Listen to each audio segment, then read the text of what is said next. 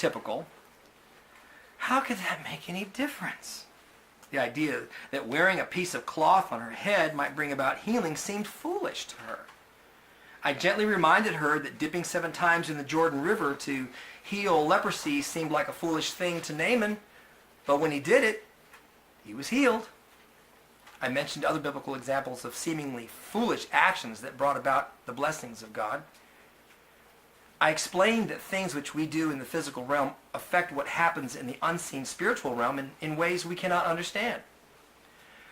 He said to her, I can't guarantee that it will make any difference, but it certainly isn't going to hurt anything. What have we got to lose?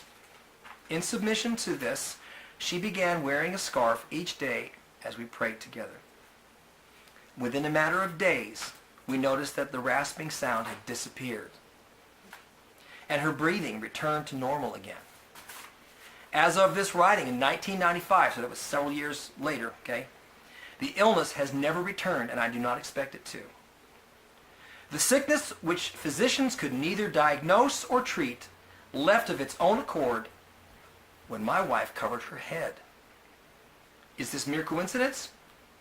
Or did the head covering really make a difference?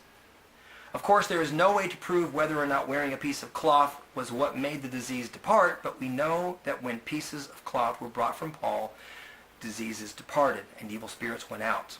Acts 19:12. There is no reason to believe that Elohim cannot bring similar results from a cloth on a woman's head when it is worn in faith and in submission to Yah's delegated authority. All right. So,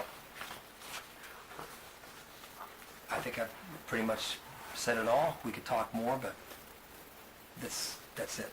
That's the message today. Okay? It's about governmental order and authority for everyone. And the woman has the privilege of wearing that sign upon her head.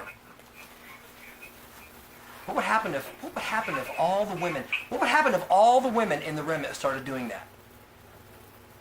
What would happen? Just imagine if everybody that called themselves a disciple, the disciplined one, would actually do what they're told to do by covering their head.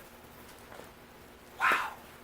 What power would we all see in the spiritual realm against our enemies?